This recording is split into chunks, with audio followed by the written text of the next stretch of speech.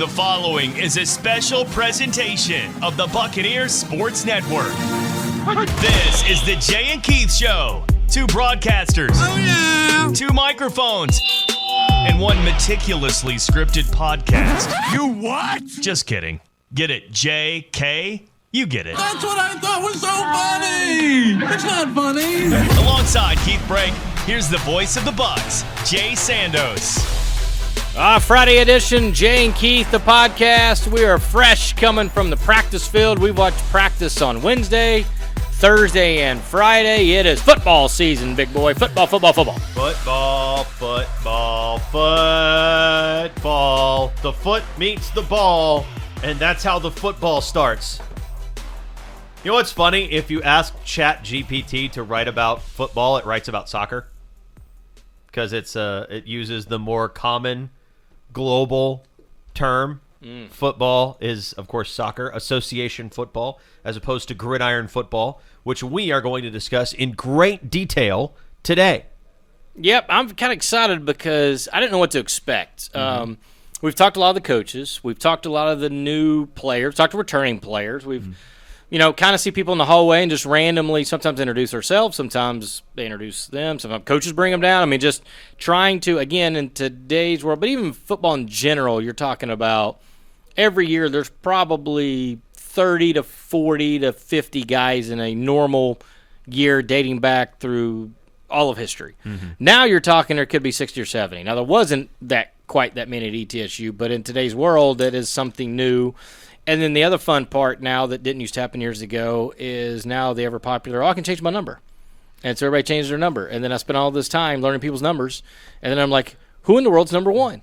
Who is that guy? It's DeAndre Davis. And it's DeAndre Davis. I'm like, I know that guy. I'm good. I know that guy, but he's in the wrong jersey. Yeah, 44. I was sitting there going, why is Juwan Martin out here? I just saw him in the hallway. Well, yeah, when did we pick up Hunter Lipke in the transfer portal? Right, now all of a sudden I thought he was with the Cowboys. Now he's 44. Yeah. And I said, why are you wearing 44? And I quote, it's a bigger jersey.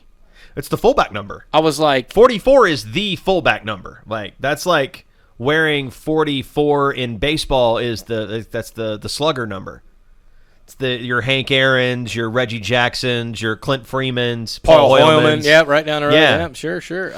I sitting there looking at it, and it was funny because then it finally dawned on me. But he didn't have. There wasn't a. The only reason he went for it, a lot of times it was number I wore here, I wanted this, or blah, blah, blah. It was just a bigger jersey. I love it. Which I'm going to have to ask him next time. He's still listed at 229, so why do you need a bigger jersey? And by the way, if he's 229, and I love Juwan, and apparently I've been wrong on everybody's weight because Rydell yelled at me in the hallway about being wrong about his weight, and I refuse to believe the weight he gave me. I told him he has to take a picture of him on the scale before I believe the weight he gave me. I think he's listed at 184, and Dorsey is listed at 183, so he is right that he weighs more than Dorsey. Yeah, he claims 194. I said, is that with pads on? He's like, no, we 194 regularly. I'm getting big, dude.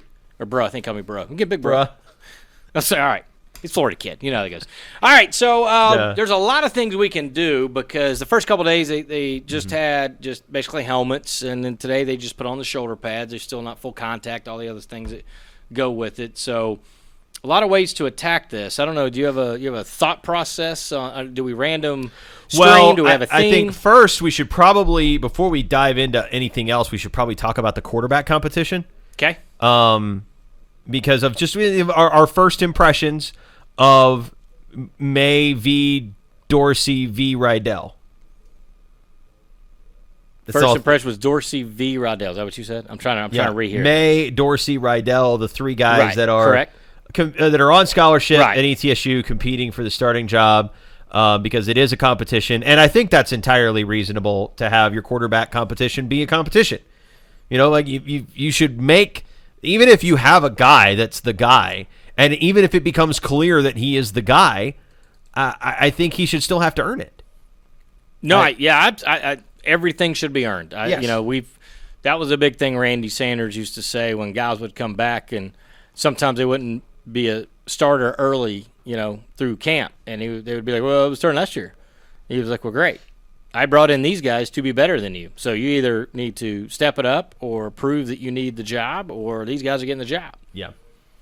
And one time he told me he said that to Quay Holmes, and I just stared at him. He goes, "Well, I don't mean it with everybody, but it's good for them. It's good for them to think that, right? It's good for them to think that there's some competition there." Sure. So I think that's definitely what everyone is going to talk about. Now they are going back, and again, I cannot stress this enough. They're going back to stuff that will look like what you saw in 2021 in the Randy Sanders system. Under center, there's some two tights, back with emphasis on the run game. But there will be George Coral wrinkles that if you watch enough Furman, not just ETSU Furman games, but as I talk about it ad nauseum, I watch pretty much every single conference game because football plays once a week, and I got plenty of time in office while I'm doing other stuff to have a game on. Mm-hmm. And then maybe I'm not watching every single snap intently, but I do get to watch a lot of the things. And so knowing some of that, there's going to be some option wrinkles. They've done a little bit of that, but again, they haven't put the full offense in everything, but there'll be some option wrinkles. There'll be some speed plays. There'll be two power backs in there at some point. They will switch a lot of running backs, where last year, under the old system with Adam Neugebauer, it was a lot of Jacob Saylors, and not that that's ever a bad option, as he's obviously at camp with the Bengals right now, but still, I think it'll look more of what the fans saw. The other wrinkle offensively, before I jump back into the quarterback, is Cam Lewis at tight end. I think you'll see sort of Ryan Miller type things that they did for him. Yes. Now, I will say, insofar as this is a competition, it is an open competition. The first 3 days, I think the outcome if it were just based on these first 3 days, it would probably be what everybody expects. Tyler Rydell is the guy. Well, and he looks the most comfortable.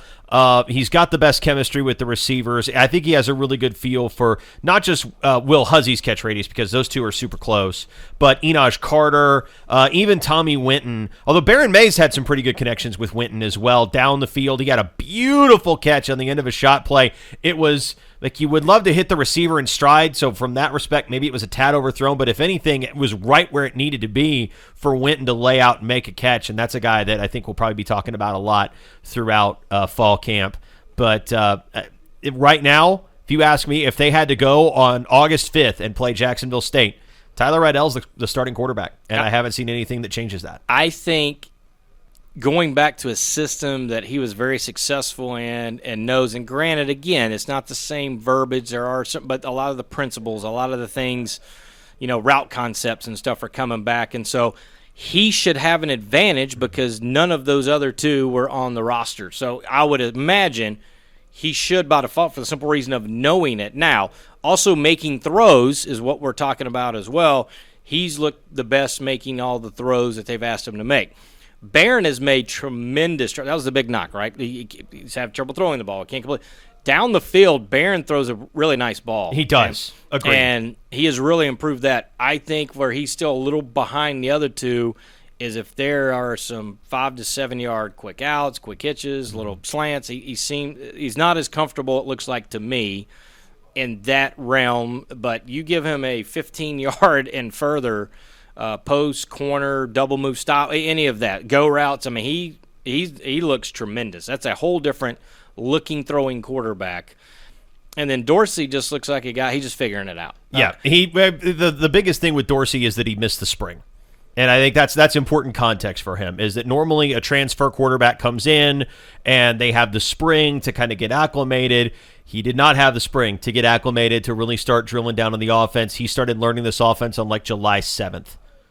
So this is going to be brand new for him. He's still got to get a feel for his receivers and their catch radiuses. There were some passes that were a little hot to handle. I mean, when it comes out of his hand, it comes out hot. Like he throws the fastball and does not shy away from his arm strength. But I think overall, if you watch him throw the ball, there's not a throw he can't make. I would agree. I think he's just got to figure out either certain guys or when on this play we're looking for that. I think he's just got to learn the system. He's got to learn the receivers. Yeah. And I think that will come with time. But he certainly shows a lot of athleticism. I think it's one of those things where personality-wise, I think he fits in. Sometimes you can get a quarterback that I'm not going to name a Southern Conference school, but I've talked to 3 different folks that cover a school that have said, hey, there's starting quarterback not really meshing with everybody. And that's the thing, right? You bring a new guy, and that happens. I think Dorsey's fitting in great with the guys. I think it's one of those deals where, yes, it's competition, but I watch guys giving guys pointers, right? That's to me, that's how you make a championship football team. If you're sitting there and you're not trying to help a guy, hey, what we're doing here, or if a guy's got a question, and I'll get to a guy I've been watching in camp here in a minute and watching him kind of teach younger guys that are trying to take his job, and he's still taking the time to show stuff. So I think that's important. I think right now, Rydell is the leader in the clubhouse. It's day 3. But I think Rydell's the leader in the clubhouse. I've seen some days where they've had Barron take the 2s. I've seen some days they've had Dorsey. They've kind of been splitting reps between Barron and Dorsey with the 2s.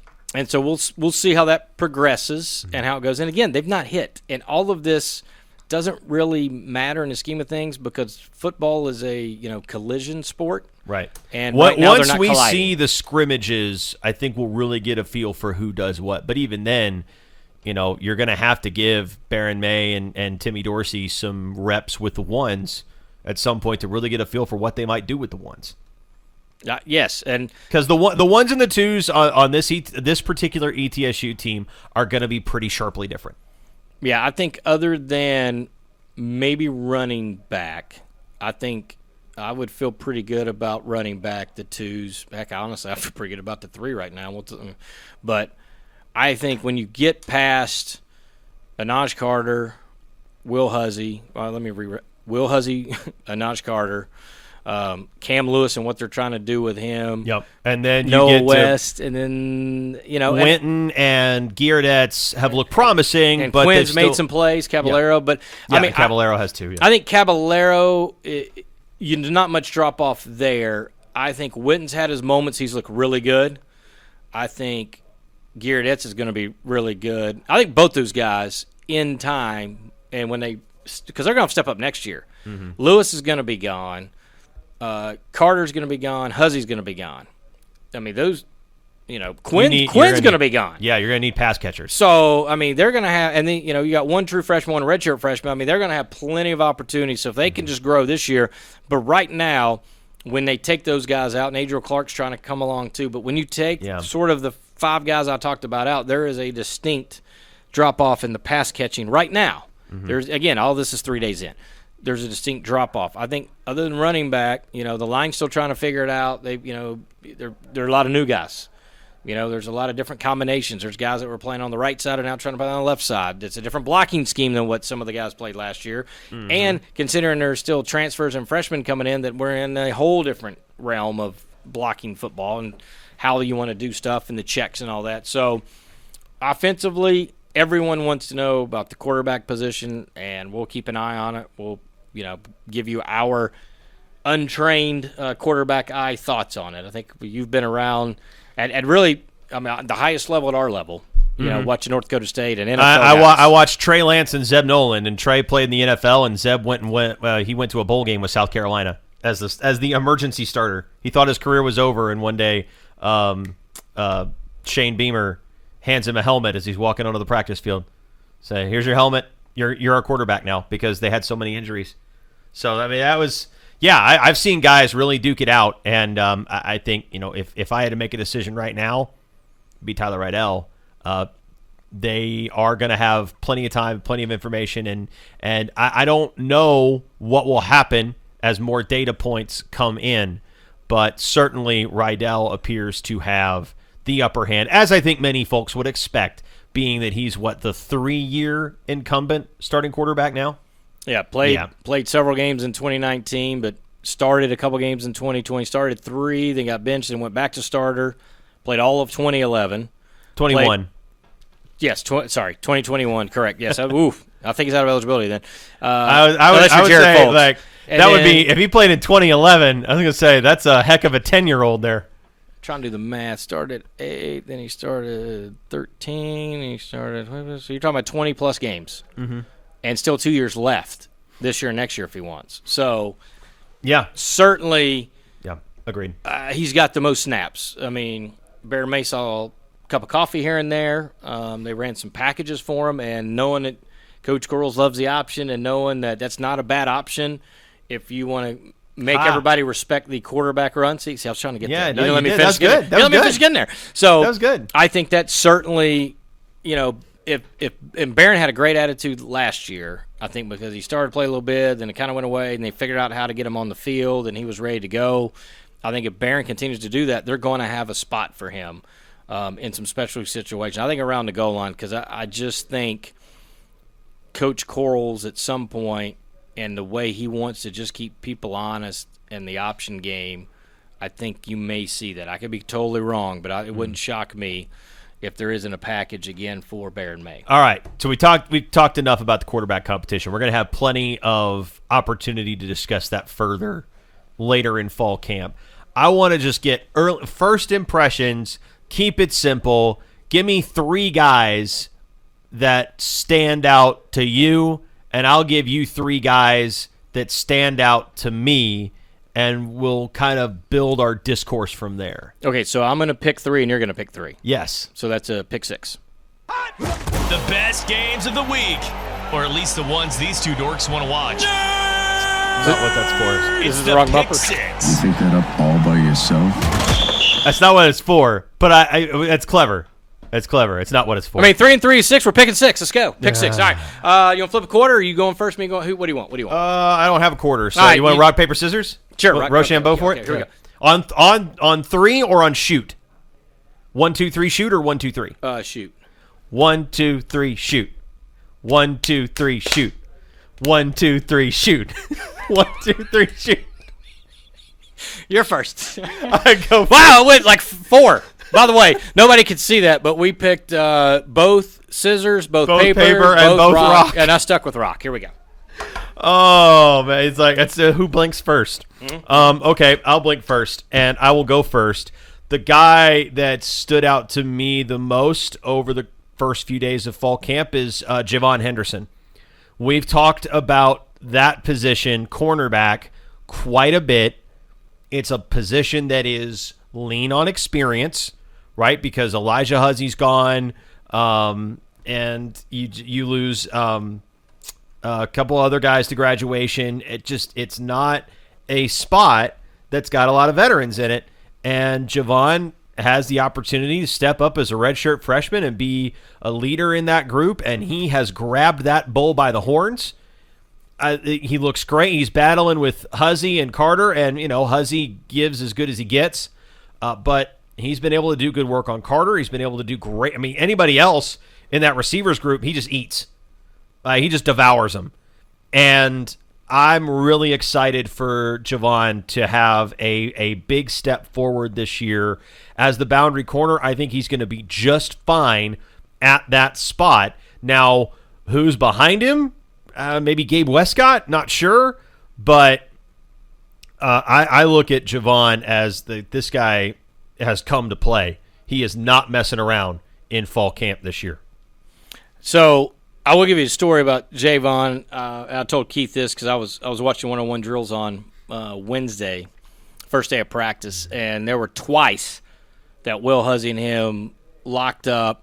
He read the route. There's a ball thrown. He's doing everything but legal to try to make a play, and Will Huzzy makes a couple of fingertip or one-hand grabs and taps a foot down on the sideline, and Henderson is beside himself, and he's walking by me saying some big boy words and just can't believe it. And I just said, hey, Jay, I mean, there's nobody in our league that can make those catches. So just keep that in mind. Like, those are 2 Sports Center catches that nobody else is making on you. So just keep that in perspective. And he actually shook his head and said, you're probably right. I still should make the play, but you're probably right. I said, yeah, so that tells me where Javon Henderson's at. Plus, I enjoy him working with some of the young guys and really stepping into a role as far as, teaching and learning. Because, again, he's one of the few guys in the secondary, corner specifically, that was there. I'm going to stick it on the defensive side ball, too. I'm going defensive end, Jalen George. Yes. Watching Agreed. him first in drills on 2 days, the last 2 days, and then today in some team drills. Now, again, they can't really hit. They're just doing some thudding and some, you just kind of run into alignment. But some of the things he were doing, I think he may start And I think he's going to be a very good player. Before you'd say, I think he's going to start being a great 4-year starter. Well, who knows nowadays? But I think he could start, and I think he's going to be an integral part of this team. He's really jumped out to me. His size, his speed, and so far the understanding of what Billy Taylor wants to do, but it's the physical tools that God has gifted him that has impressed me. I have heard 3 different players on the defense, guys I would expect to be starters, tell me to my face Jalen George is going to start. And they said, Max Evans said it in the spring. I've had a couple different guys tell me in the fall, Jalen George is that dude, and he is going to start for ETSU on the defensive line. And I'm absolutely ecstatic to see what this guy brings to bear for the Bucs at a position group that's looking a little deeper all the time. Defensive lines kind of got the upper hand on him in a position battle. You got Devin Brantley. We talked about Miles and him, putting in a lot of effort to lose weight. Algar was looking pretty good. He slimmed looks down. good. Yeah. So this is a group that suddenly seems like it has some depth up front. Another guy stood out to me. The other guy that really has popped so far is Enosh Carter. The guy just looks like he came to camp with a business attitude, and he wants it real bad this year. He came out day one, and every single route, Dallas Dickey, the wide receivers coach, was like, great rep, good work. And it wasn't just positive. He wasn't just saying that to everybody. He was saying that to Enosh Carter, talking to him extensively about, hey, you're doing this right, you're doing what we want, you're doing well. This is going to position you for success on the field. And then you see the routes he runs in team drills, and you're like, yeah, you're right. Enosh Carter has become a really, really good route-running receiver. He's done an all right job of getting the ball in his hands and securing it. And I think he's a guy that has an opportunity to make a real impact for the Bucs opposite Will Huzzy this year. You cannot just bracket Huzzy every single play because Carter will burn you. He has taken a big step forward, and I'm really excited to see what year 2 in this program looks like for Enosh Carter. So I thought you were going to take my offensive guy because I teased him earlier, but Cam Lewis, I think the weight he's added, he didn't lose speed with the weight. His hands have always been there. I mean, again, I go back to Randy Sanders looked at me in a commercial break in a coach's show and said, if I can convince Cam to just play wide receiver and give up on quarterback, I could get him a look in the NFL. And then we know Cam played a little bit of quarterback, a little bit of receiver. Then he left to go play quarterback. Then he came back, played receiver. Well, I think he's found a position where he may be right now the best player at his position in the league that nobody knows he's in that position. And I think Cam Lewis has got an opportunity because they are doing things to get mismatches. Again, he's such a big-bodied guy. He's a physical guy, too, so he can block. I don't know that he's going to be a Nate Atkins-type blocker, but he certainly can block. But I think they're going to do things to get mismatches, and it's going to be hard not to throw him the football and throw it to him a lot. Mm-hmm. And I think he has impressed me with his catch radius, with the speed, with his acceptance of learning a new position.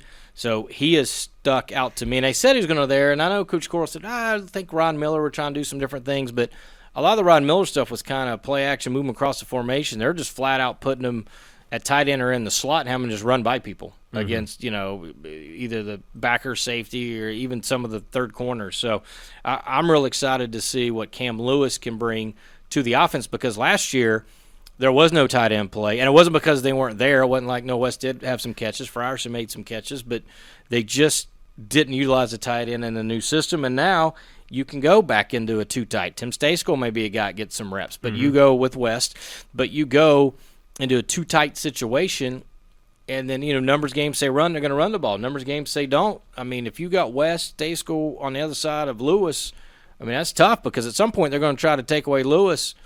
I mean, and Noah West is going to be the recipient of some good, wide-open looks. So I'm excited for Cam Lewis. He's worked really hard. He stuck with it. He came back to ETSU because he didn't leave ETSU because he didn't love his time here. He just wanted to play quarterback, and that happens.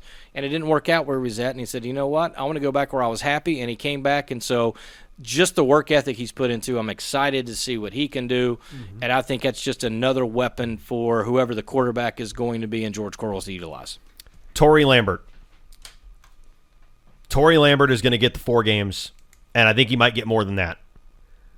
This young man from Louisiana, running back, I've talked about him before, and he ran for 1,000 yards and I think 10 or 12 touchdowns in the playoffs last year at Brother Martin High School, was going to Texas State, coaching change, falls through, he lands here. There is no way on earth that kid is 5'10". He is 6 feet tall, and he very much 190 pounds, and he looks like a Division I running back right out of the box. The way he moves through traffic, it all just, his vision is so strong. You talked about him being heavy-footed, but you watch his upper body and everything moves so fluid, and this guy's going to play. They're going to find a way to get him involved. I don't think there is a feature back just by design in the system. I don't think there's a feature back in that room. But Lambert could one day be the kind of guy that Quay Holmes or Jacob Saylors was, that your bell cow back, that he puts on another 10 pounds and he doesn't lose any speed doing it, and suddenly you can give him the ball 130 times a season if you want. He can be that kind of guy 150 times if you want. He can get a lot of work in, and I would tell you that's going to be a guy that I've got my eye on, not just for this year but for years to come. I'm just going to give an honorable mention because it was going into this morning, I was going to talk about Luke Smith, and I think going into Tuesday I probably will. But at center, I think he's going to be a tremendous addition to ETSU. Agreed. But today, and I've kind of been looking at him, because inside linebacker is one of those positions where we're trying to figure out, what Steven Scott, if healthy, what he can do. Mm-hmm. They've added a bunch of weight to Cam Garnett. Ray Coney looks impressive but lost. Sure. Physical tools just putting on a uniform, he walks by you go, unbelievable. Like you could see why Army and every other FBS kind of that level team was all over him. He looks the part. I think he's got all the tools. If not this year, next year, Ray Coney's got a great. But I think it's one of the transfers from Missouri State. I think Tyron Brooks has done some good things, but Jordan Hoskins, even today, some of the things he did in team drill, then he's doing some shell drill. He made one mistake in shell drill. Then all of a sudden it was Dylan Llewellyn who's kind of worked with inside linebackers, gave him a little something. Then Teddy Gaines said something in the background, and then all of a sudden he turned the corner on shell. But you're talking about all the different things that Jordan Hoskins, I think, brings, and the depth, because that was the biggest question. You went into this year going, okay, you have Cam Garnett, you got Steven Scott, and then you have to move Zach West to inside linebacker, which really isn't his position. He would do it because we like Zach West. He knows, the game, and just one of those kids that will just do whatever you tell him to. But now you add Coney, you add Brooks and Hoskins. I feel good, especially if Coney's given time to develop. I feel good about 4 linebackers on the inside, and maybe a 5th if Coney can come around towards, game 3 or 4, just get, again, some reps, kind of figure it out. Hopefully he doesn't have to, and you go those 4 guys, and Ray can sit for a year, because then Steven Scott goes, and then you have your 4 inside linebackers for the next few years to come. Mm-hmm. So I think Jordan Hoskins is a guy, much needed depth. He has shown to have a good understanding. Him and Brooks, I think, do a good job of communicating. One, they play the same position.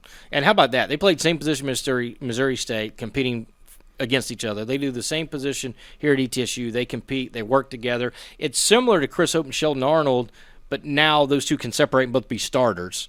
It's similar to how that relationship worked. One guy would be a starter one week, and the other guy would beat him out, and they just had a friendly competition, but were tight, and it didn't affect them because they want to win. Same thing. I think those two guys have come in from Missouri State. They really want to win. But I think Jordan Hoskins is a much-needed piece to the inside linebacking core. And those are the 3 for me that jumped out. I'll give an honorable mention, but those are the 3 for me just in 3 days that have jumped out to me. Yes. I'll give an honorable mention. I think we might have a little bit of a punter competition. Esteban Mendoza. No, that's a great one, because I had him on my list written down, and I'm like, yes, I agree. It sounds different off his foot. It sounds a lot different. Esteban Mendoza, 6 foot 231 listed. I love a big kicker. Freshman from Irwin, Unicoi County. Local kid, let's go. Yeah, local kid could be on special teams, is pushing the preseason second team all-conference Trace Kelly for that job. And that's one where you and I have talked about this, Jay. I was up at North Dakota State, and we had punters coming out of the woodwork. Just everywhere. but ETSU has not had as much luck with the punt game, and it's hidden yardage for your defense. And that is something that, Kelly was a little bit better at. Now if Mendoza comes in here and really pushes and wins that job and does something considerable, that changes the complexity of a lot of ETSU special team stuff. I think it's the lack of consistency throughout ETSU's reboot of football in the punting game. They are great hitting yardage in the kick return, the punt return, the kickoff. They're great, but they lose on the punt. And it's not because they're capable punters. Trace Kelly certainly can boom the ball. Even Nate Brackett has had moments where he's bombed it. And you can go back to the Marion Watsons and everybody. But there just seems to be not a consistent punter. A game it'll look great. A couple punts a game. But just every time somebody gets the ball, it's a 40-plus yard punt. It's got enough hang time for everybody to get down there, and you force them fair catch. It's just not there. It's just been a little bit of a struggle consistency at the punting game. They've all had moments where they've looked really good. I mean, Nate Brackett came to ETSU as a walk-on basketball player. Yeah. And then decided, hey, I can punt the ball, and they take him over, and all of a sudden he ends up punting some, in the 2021 year. And then he thinks he may be the starter, and all of a sudden Trace Kelly, who had never punted in high school, was just a field goal kicker. They're like, hey, you ever tried to punt? Now why don't you go over here and punt a few? And then actually he's pretty good at it. And then he ends up getting the punting duty. So it's one of those situations where I think there's three guys all capable who is going to grab the lead and own the job. I think that is and that's probably what we'll do Tuesday. Maybe we'll come down with our top 3 or 4 like question marks or something or I don't know. We'll come up. We'll figure it out between now and then. We'll have a fun little game and see. We'll talk off air about it, but then we'll do ours separately and see if we come up with the same or different. And that's always a fun little deal. But I think that's a great honorable mention, by the way. I had him written down, so I'm on board with your thought process on him. I am looking for punt average. So net punt average last year, Kelly was third in the league at 37. I think it was 37.6 net, but it was like 40.6 gross punt average. So, and that ended up being he was sixth. He was sixth in gross. I would say that's probably one of the higher percentages since football's been back at ETSU. I'd have to go. I mean, I don't know if we have enough time to click on that right now, but I would venture to say off the top of my head that's probably one of the better punting seasons. And that's one thing we need to. Again, ETSU's been really good on special teams since football has been back. I mean, you talk about 3 block punts last year, 2 for a touchdown, 1 at the Bucks one. led the league in kickoff coverage last year. And they have for several years. And in punt return average. Again, sometimes it was laughable. You would look out on the punt team, and I'm looking at the punt team, and there's Nasir Player, and there's Quay Holmes, and there's Tyree Robinson. I mean, you can see why they did that. But I love that stuff. Yes, because everything matters. Every one of those situations matter. That extra 15 yards or 10 yards here is a difference in are you in field goal range? Are you not in field goal range? Is it a situation where they can go for it? You got to force them to punt. Can you back them down deep? All of that. ETSU's been really good at special teams overall. If you look at it, the return game's been really good on punt and kickoff. They're usually pretty good on all the coverage teams. I'm trying to think. They've had a couple punts blocked. They blocked more than they have been blocked. Mm-hmm. And then you're looking at J.J. German and Tyler Keltner basically gone 1-2. And I know the game has changed a lot since the early 2000s on how the game's played, and there's more scoring and all that. But they come in and set records, right? For field goal kicking and points. So ETSU has been blessed in the special team game. This will probably be one of the biggest turnover years, besides maybe Trace Kelly, as far as punting, because you're going to lose Jacob Saylor. You lost an all-conference returner and Elijah Huzzy. So you're going to have new kick returners, new punt returners. I mean, there'll be a couple guys that return. I mean, Naj Carter returned a couple kicks. Tonquest Ball returned a couple kicks. But for the most part, it'll be new punt return, new kickoff return, new kickoff person. Ewan Johnson looks like he's going to be the guy that's going to be the field goal kicker. And he looked great today in all 6 attempts he had. But who's going to handle the kickoff duties? And then, how the punting battle goes. Because I think, like you mentioned, Mendoza's kind of throwing his hat in the ring that maybe nobody saw coming. So it'll be interesting to see. But any final thoughts? Because I don't want to.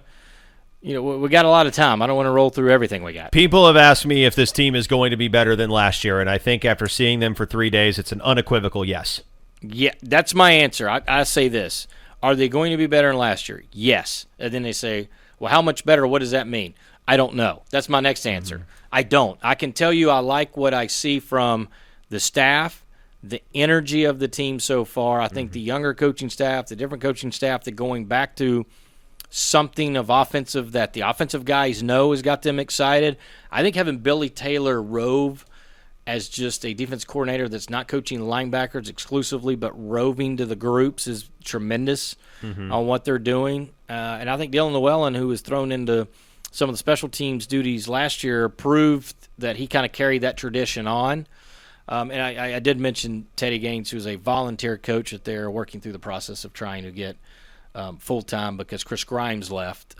Yes. His wife, who is an assistant basketball coach, took a job at the University of Houston, and they had been separated a long time in their marriage, as coaches do when they're there. And just two ships passing. She was like at Gardner-Webb, and when he was at Gardner-Webb and he took ETSU, they kind of live in between, and he gave everybody a heads up, hey, if she ever got a job that was far enough away, I choose family over coaching football, and nobody faults him. The timing wasn't particularly great, but again, it's good for him and his family. So trust me, no hate on that. As a family man, a new family man at Keith is, certainly you can understand that. So Chris Grimes leaves. Teddy Gaines, assuming everything goes through the HR process, but he's allowed to be on the field because he's a volunteer coach. When Coach Grimes left, that opened up a volunteer coach slot or a full-time slot. So they're using the volunteer slot to get Teddy back on board, who certainly knows the system and leaves Dobbins Bennett High School, where he was the defensive coordinator there as well, plus a known commodity. But his energy, Kurt Gardner, Jay Guillermo,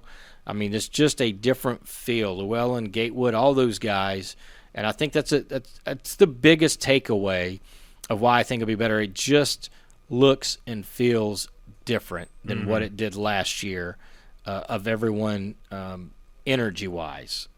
And then, again, I think offensively they look a lot better because last year there was not a lot of energy, and they were drinking through a fire hose trying to figure out the new offense. Now, a lot of those guys, Will Huzzy can turn around to some wide receivers and go, here's what we do on this route. I mean, it was a lot of times guys make catches, and some of the younger guys that we were even having to look up on the roster who they were was like, what was that play call? What was that route? And you could see the guys talk to them. So pretty excited. I think they are going to be better. I think it's almost hands down. Is that fair? Hands down better, or you think it's too bold?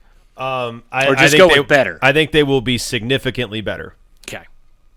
Hands down, significantly. We'll go with that right now. I would go with significantly. Yeah. Hey, listen. If you got a question for Jay and Keith on a specific group or anything, and you love the podcast and you want to send that out there, either you can tweet at us or Buck Sports Radio. You can tweet us, DM us. You can do any of that. Or X whatever. I'm not going to do the inside the dome full deal, but if you have stuff like, hey, what about this position? What about this guy? I mean, go ahead, send us questions. What if we just did? What if we just did Inside Buck Sports? I would love Inside Buck Sports. Going back to the old TV shows. Oh yeah. Yeah. Could do Buck Update Central, which I loved. I didn't realize the genius of Buck Update Central was the Buck. It's Buck, yeah. As opposed to IBS of Irritable Bowel Syndrome or Inside Buck Sports. That's why we changed it because John Stevens. Well, it was me and Stevens on the show, so I feel like it was an appropriate title. Yeah, John Stevens looked at me and goes, I'm tired of IBS. I just think about Irritable Bowel Syndrome. Can we change the name of the show? I'm like, yeah. What do you want to do? He's like, let's do Buck Update Central. It's the Buck. I'm like, yeah, let's go. So, again, a lot of the genius things that I don't think about that he does. That's why you hire good people. Yeah. So. Or you, yeah. I don't know. Or yeah. Or yeah. Where are we going with? Oh, yeah. I don't know. Okay. Do you really hire them or do they just show up? I just showed up. Yeah. I heard from the now married Callie and Corey Presley in a class one time. I was just like, there's a Buck Sports Network? And I just showed up to Wharf Pickle, and John Stevens put me to work. That's how it goes. And that was it. Yeah, John Stevens in the Navy. My college roommate said, hey, there's a guy going to ETSU who's really into sports. I'm going to have him introduce you to him, and you should hire him. That's how I met John. So it all works out. He loves him some baseball, and he's still better at it than both of us. Yeah, no, yes. Isn't that amazing? He sent me the one inning he called. in the first time in 3 years, and he's still better than me. Hasn't lost a beat. Hasn't right. missed a beat. All right, we'll talk football coming up on Monday or Tuesday. Jay and Keith. Oh, you gotta be kidding me! Gotta be kidding me! Gotta be kidding me! Gotta be kidding me! Well, Sheldon, it's really exciting to have football right around the corner. The pads will be popping before you know it. Standing out here, media day, very swanky setup. But just describe your mindset and how it feels to just get closer to what could be a really big year for you in this ETSU defense. That's a really exciting time. I feel like the game of football is just such a blessing to play, especially for me and my teammates to come out there and compete at the highest level every day. We love it. We love it. We're looking forward to fall camp and getting those pads popping like you're saying and playing in Willie B. The word breakout has been thrown around with your name attached to it quite a bit. Do you feel like you have an opportunity to take a big step forward on the back end of this defense this year? Yes, sir. I'm a confident man. I'm confident in my abilities. I feel like you turn on the tape. Breakout is a word that describes me the best. I feel like I'm the best safety in the conference, and I'll show that on film this year. It is a very competitive position in particular, maybe a little bit of an underrated position. What in particular in Billy Taylor's scheme is so demanding for you to play at the safety spot? I feel like I can cover really well. I have a feel for receivers and the speed they're coming off and reading routes and understanding the route tree and understand what we're going to get as far as with our scheme. Coach Taylor's scheme is a run-stop defense. I play to the field, of course, so I'm covering a lot more in the slot, taking away a lot of those slants, taking away a lot of those quick game, and all the deep routes are taken care of too. Yeah. How much fun is it to get downhill and just like right as the ball's getting there, just put your shoulder through the chest? Oh, there's nothing like it. There's nothing like it. I live for those kind of hits. Seriously. Yeah. Is that something that you just like you pick up at a young age? It's like, man, hitting people's really fun. I want to do this forever. That actually is. My dad, when I was younger, he was a coach at high school, and I was always around those older kids. And I'm like, man, that's cool. Seeing what they're doing every day, going out there and hitting somebody. I just thought it was fun. And I just always been taught by my dad to attack. And it's something that's just in me. You're from Loganville, Georgia. Describe your path to ETSU. How did you end up here? What made Northeast Tennessee the right spot for you? It was kind of crazy. My freshman year, I came in trying to be a basketball player. Hoop dreams. I was about 5'7", 5'9", just trying to be a point guard, trying to go over there and play. I played football, but I didn't take it too serious. I've always been a great football player, one of the best in the county since I growing up, but I've always been a very good basketball player too. Basketball is kind of like my first love in a way. After my freshman year, I played a little bit freshman team, and then I was on varsity. I got moved up to varsity squad, and I think we lost that year in the playoffs, but I was around it, so it was pretty cool. But I came back around next year. It was about time for me to play. Little Sheldon was still kind of small, kind of scary a little bit. Didn't want to go out there and necessarily play football just because of basketball and what I wanted to do with that. So I tried to focus on basketball for a year, kind of just made a mistake on my part. So I didn't play football at all my sophomore year, actually. And in my junior year, I came back and I tore dudes up. I went out there with a chip on my shoulder, like what you said. And Coach Coral's been talking about, I came out there with a chip on my shoulder. It's always been a chip on my shoulder. I've always been doubted. I've always been told that that you're only where you're at because of your dad, because he's a coach and he's been around and people around there. I've always been told that. And this is something that's just really kind of irked me and got under my skin, telling me that somebody's better than me just because of my father or just because of my situation, just because you don't necessarily like what I do and how competitive I am. When I get in the field, whenever I'm on the field, it's a complete switch. I completely change, honestly. It's just I'm out there competing. I'm out there trying to assert my dominance. They're going to have to feel me. They're going to have to feel my pressure on the field, feel my presence. You said you have a chip on your shoulder from a young age. Does that chip get a little bit bigger? I mean, you've experienced the sweet and the sour of college football, one of the best teams ever at ETSU. And then last year, 3-8. People saying, oh, they're probably going to be closer to that than they were the year before. Does that chip get a little bit bigger when folks kind of wonder, can you guys go out there and do it again? A lot bigger. Dudes, I remember on the 2021 championship team, dudes like Tyree, Jared Foltz, Karan, dudes that we looked up to when we were growing up, they always showed us the right way to go about things and how to handle ourselves when we're going against adversity. As far as being picked at a low rate, as far as being sixth in the media polls and stuff like that, it just makes us go even harder. Of course, you're going into the season. Last year, we were told how good we were, being SoCon champs coming into it. And this year, we're being told how bad we are, how mediocre we're going to be. We'll see about that. Yeah. You got a lot of young guys and new guys on the defensive side of the ball as well. A couple new linebackers, a couple new corners, younger corners. You got there's a lot of young pieces all over this defense, guys that are looking to make a name for themselves. How do you, as one of the more veteran guys on the defense, help bring those guys into the fold and make sure they understand what ETSU football is all about? Yes, sir. The coaching staff has done a great job, first and foremost, about getting these young guys ready to play. I feel like they're honestly ready to play as far as from the standpoint of on the field and football activities. Off the field, I take care of them. Being a vet, I make sure they're understanding what it is, quizzing whenever I see them, kind of the deal. Just making sure they're on top of what they're doing and make sure their mind is focused on football. That's the biggest thing when you're coming from high school and you're going to college. It's a different kind of mindset and different kind of attitude you have to be able to do it at this level. And so when you're around dudes who do it a lot, the more they're around me. And Chris Hope is another dude that's in the DB room that does a great job. Dudes in the linebacker room like Zach West and Steven Scott. As far as Max up front, like they're taking care of those dudes and they're really ready to play. I feel like they can help us a lot this year. You and Chris Hope are the last line of defense. What's your chemistry like with Chris? That's my best friend. That's my dog. It's my road dog. You can't find us apart. You ask anybody in the whole building. Whenever you see Chris, you see me most likely, honestly. All right. Well, we hope to be seeing a lot of Sheldon Arnold this year on the back end of the defense for ETSU. Sheldon, thanks so much for joining us. Really appreciate it. Yes, sir. Thank you so much. Well, Luke, welcome to Johnson City. Obviously familiar topography for you, unlike many people that come to ETSU for the first time in the first few days. You settled in pretty nicely, and day one of practice in the books. How you feeling about where you are as you step back on the football field for the first time in a long time? Yeah, it feels good.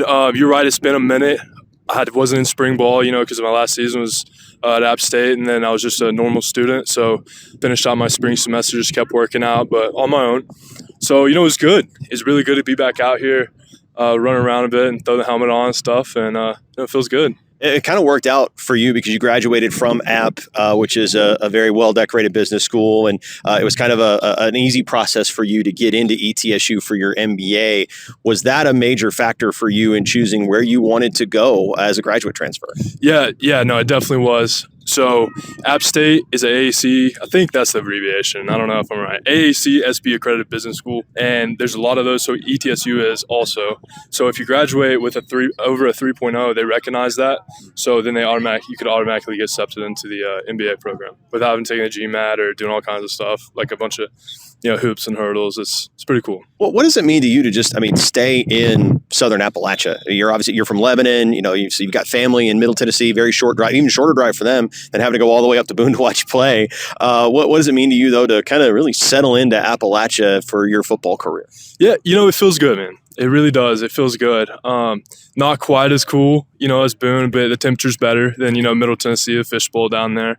But it feels good. I'm very familiar with the area. I got to drive through every time I went home. Best friend from high school lives here, so I've frequented John City, the past 4 years living in Boone. So, it really hasn't been that crazy of a transition at all.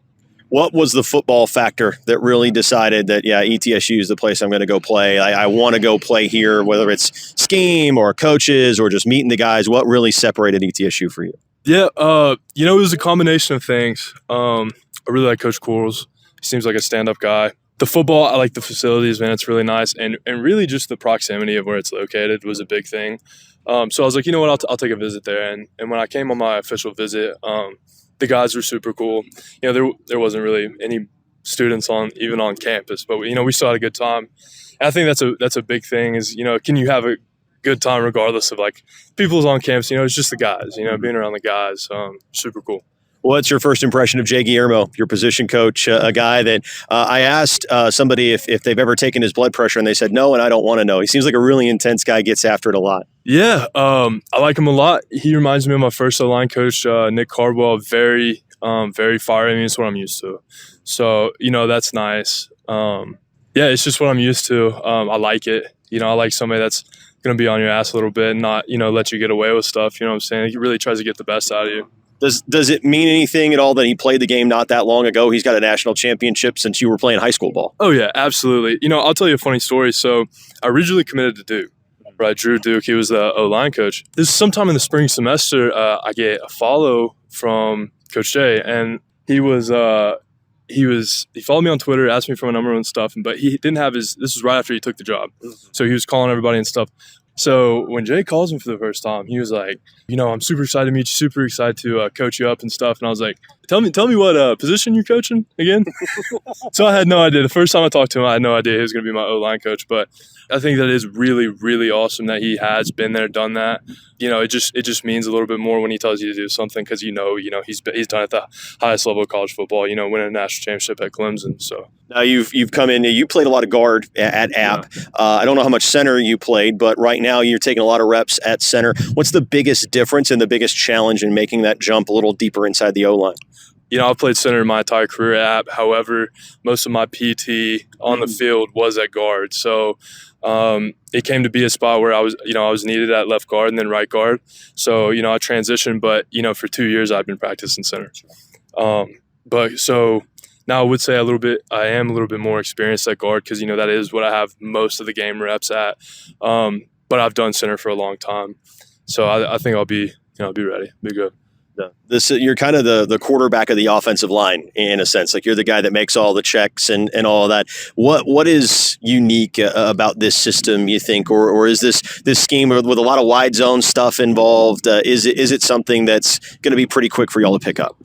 For me, yeah, it is very quick for me to pick up because we do a lot of the same schemes, same stuff we did at App. For some of the younger guys, probably a little bit harder than I had at App because we do pretty much every run play in the book, power, counter, zone, speed option, wide zone, inside zone, mid zone, counter. Like we got everything here. Whereas at App State, we just focused on outside zone, inside zone, and just a little bit of power.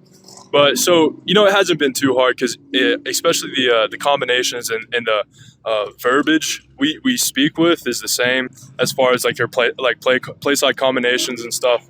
Very, very similar. So it hasn't been hard at all to pick up the offense. What's the part of this ETSU experience that you're most looking forward to over the next 6-8 months of your first year with the Bucs? Yeah, I'm just looking forward to them home games, man. I love the stadium. It looks intimate. I feel like all the people are going to be packed in there pretty tight, and it looks like a great environment. I'm really just excited for game day. But right now, just taking it day by day and focus on tomorrow, I guess, meetings and stuff. You only get so many days of college football, right? So you got to savor every one of them, even if you got plenty ahead of you. And Luke Smith's best days may just well be ahead of him here at ETSU. Luke, thanks for your time. Welcome to Johnson City. Looking forward to seeing you out there. Absolutely. I appreciate it. Thank you. Well, Kerwin, it's exciting times in Cullowhee. You had a group that last year, I think, maybe showed some people some potential that you could be a real noisemaker in the Southern Conference. And now you come in, pretty good nucleus of players returning on offense and on defense as well. How's the vibe around the crew as you get ready to start fall camp? Well, I think two things got us excited. One is up front, offense and defense. We think we made some improvements during the offseason. Just our O-line. First year, 2 years ago, we probably bottom 30 of FCS. This year, I think we could be top 15 O-linemen in FCS. I mean, we're that good up front. So that's got us excited. Defensively, a lot better up front.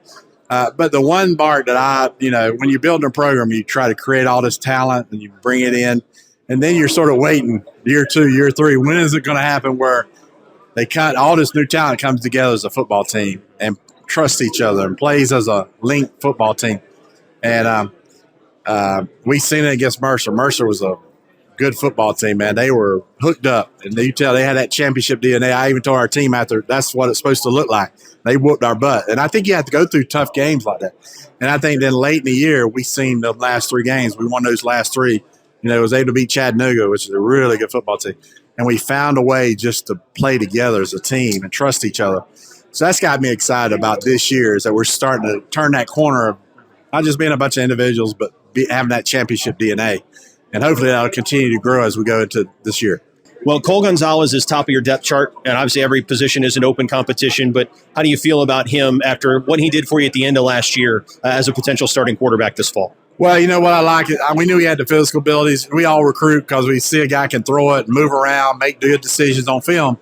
But the one thing I look for is when you get one like this, as you hung on to him, he has that DNA that helps you win championships. What I mean by that, when he's in a game, people seem to gravitate to him. Your own players play better for him. They trust him. He's tough. They know he's tough. And when we was in those last 3 games, it didn't matter if we were down or up. They thought he could win the game. And so when you got a guy who creates that kind of excitement, then he's a guy that can help you win a championship. So we feel good about him. He's on the inside track to winning the job. But what we did, we went out and got a veteran from Charlie Dean from Harvard, who started a couple of years there. So we're going to let them compete in camp and see what happens. But we feel good about that quarterback situation. I think both of them have that makeup of being a championship top quarterback. And Sanford got that guy. I mean, they believed in him. You could tell when they were playing, they felt like he could win the game for them. Hopefully we found a guy in Cole that can do that for us. Whoever your quarterback is going to have a wealth of skill talent around him. Sincere Lee was one of the most exciting young players in all of FCS last year. What does the next step look like for him as kind of your number one option at wide receiver? Well, we expect him to have a big time year for us. He's a dynamic player. We think that him. Then you add Calvin Jones, who was return All-American from 2 years ago, tore his ACL, missed last year.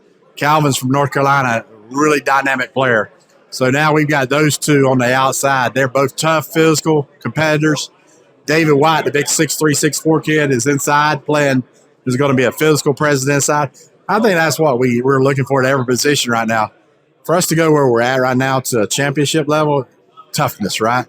We got to have guys who can catch the ball and be tougher, running backs who are tougher, low line. The whole team's got to show that we're a tougher football team. I think it starts at that receiver position with those guys. They're going to add a lot of toughness to what we've been in the past.